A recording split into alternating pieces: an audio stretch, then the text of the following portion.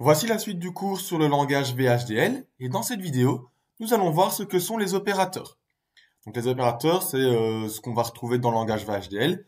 On va commencer par les opérateurs logiques. Donc on a le AND, le OR, le NAND, le NOR, XOR, XNOR. Et donc ces opérateurs-là, on va les retrouver plutôt avec les standards logiques et les standards logiques vecteurs. Comme on a vu dans la vidéo précédente, les différents types de données. Ensuite, on va voir les opérations de comparaison. Donc, on a le égal, différent, plus petit ou égal, plus grand ou égal. Ça, on va avoir les unsigned, signed, integer, les réels également. Et donc, on va pouvoir comparer deux valeurs.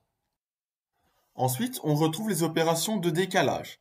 Donc, on va décaler les éléments d'un tableau qui sera ou bien signed, donc signé, ou bien non signé.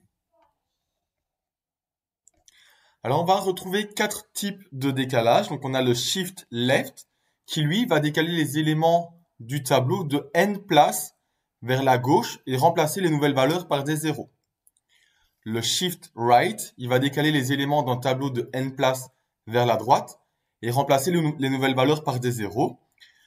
Par contre, s'il s'agit d'un type signé négatif, alors les données seront remplacées par des 1. On va faire un exemple juste après. Ensuite, on a le rotate left qui lui décale tous les éléments de n places vers la gauche et remplace les éléments libres par ceux qui ont été supprimés.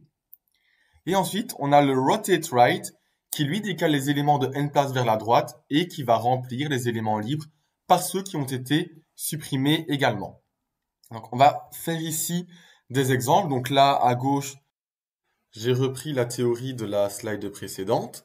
Et ici, j'ai un code en VHDL et là, on a l'effet après le code.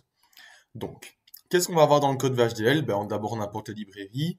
On dit qu'on n'a pas des entities, on va tout faire avec des signaux.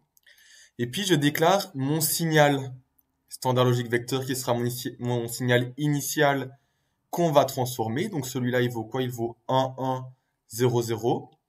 Et puis après, j'ai tous des signaux pour après transformation. Donc, on a le shift left non signé, shift right non signé, shift left signé, shift right non signé. Puis même chose avec les rotate, left, right, sign et unsigned. Et donc, le signal initial, c'est celui-ci. C'est un standard logique vector. Et ce qu'on va devoir faire tout d'abord, c'est de le convertir soit en unsigned, soit en signed. Et donc, on va commencer. Donc, je vais le réécrire ici. On va commencer par faire un shift left d'une valeur non signée. Donc, tout d'abord, ce qu'on doit faire, c'est convertir le R shift, donc le standard logique vector, la valeur initiale, en unsigned. Et puis, on dit qu'on va déplacer de 1.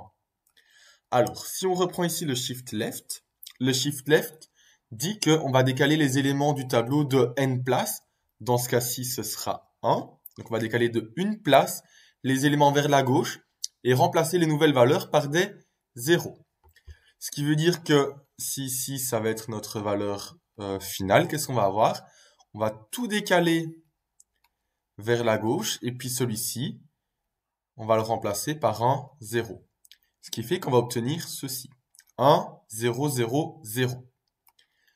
Ensuite, si on regarde pour le signed, on doit d'abord convertir le standard logique vector en signed.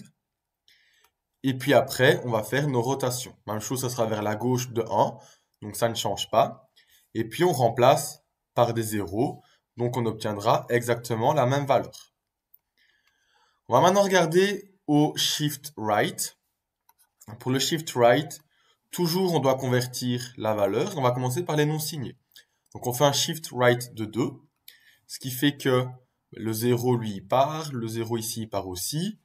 Ça on va les supprimer. Le 1 vient là et le deuxième 1 vient ici. Et puis après le shift right, qu'est-ce qu'il dit? Il dit que on décale les éléments de n place vers la droite. Bon, mais ça on vient de le faire de 2. Et puis après, on remplace les nouvelles valeurs par des 0. Et si c'est un type signé négatif, on remplace par des 1. Dans ce cas-ci, on est en non signé, ce qui fait que ces deux valeurs-là seront des 0. Donc on aura 0, 0, 1, 1. C'est ce qu'on a ici. Ensuite, on va regarder pour le shift right, mais d'une valeur signée. Et là, on dit que si la valeur signée est de type négative, alors on va remplacer par des 1. Alors, même chose, on va décaler de 2. Donc, les deux 1 vont là-bas. Et puis, on va regarder ici, elles sont remplacées par des 0 ou par des 1. Alors, on doit regarder la valeur initiale. C'est une valeur négative, donc on va remplacer par des 1, ce qui fait qu'on aura 1, 1, 1 et 1. Voilà. Donc ensuite, on va regarder pour les rotations. Donc au niveau des rotations, on a d'abord le rotate left. Le rotate left, qu'est-ce qu'il dit? Il dit qu'on décale les éléments de n place vers la gauche et on remplit les éléments libres par ceux qui ont été supprimés. Donc là, on a un rotate left de 1, ce qui fait qu'on décale tout vers la gauche de 1. Donc là, on décale vers la gauche, on décale vers la gauche, on décale vers la gauche. Celui-là, ben, il est en dehors. Mais on dit qu'on remplit les éléments libres par ceux qui ont été supprimés, ce qui fait que le 1 vient là en dessous. Donc on aura 1, 0, 0, 1. C'est ce qu'on a ici. Et puis il n'y a pas de différence entre non signé et signé, ce qui fait que en signé, même chose, on aura 1, 0, 0, 1. On va terminer avec le rotate right. Et dans ce cas-ci, on décale les éléments de n place vers la droite et on remplit les éléments libres par ceux qui ont été supprimés. Là, on remplace par 2. Enfin, on fait 2 décalages plutôt. Donc, on décale vers la droite, on décale vers la droite. On remplace par ceux qui ont été supprimés. Donc, lui vient là et lui vient ici. Ce qui fait qu'on aura 0, 0, 1 et 1, que ce soit en non signé et en signé. On va maintenant regarder aux opérations d'addition, donc plus, moins et. Donc, ces opérations, en tout cas pour toutes, elles seront valables avec des types unsigned, signed, integer et real. Donc, elles ne seront pas valables avec des standards logiques et des standards logiques vecteurs. Donc, on a les opérations d'addition, soustraction, les et. Alors, faut bien faire attention ici que VHDL il ne prend pas en compte les bits de débordement. Donc, il faut créer le code manuellement. Et en général, qu'est-ce qu'il faut faire? C'est étendre le nombre de bits à 1, si on fait une addition par exemple. Comme ça, on peut dire, ben voilà, si pour le bit qu'on vient d'ajouter, c'est un 1, il y a débordement. Si c'est toujours un 0, c'est qu'il n'y a pas de débordement, par exemple. On a aussi des opérations de signe, donc plus, moins.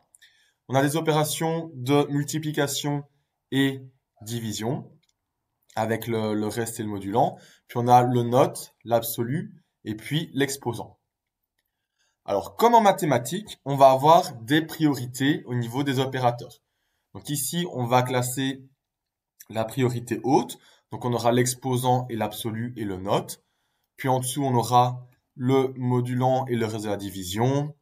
Puis le fois division classique, plus, moins et, puis les comparaisons et enfin les portes logiques. En général, quand vous faites votre code VHDL, je vous conseille de mettre des parenthèses. Donc voilà, c'est tout pour cette vidéo. Dans la prochaine vidéo, on va voir ce que sont les génériques.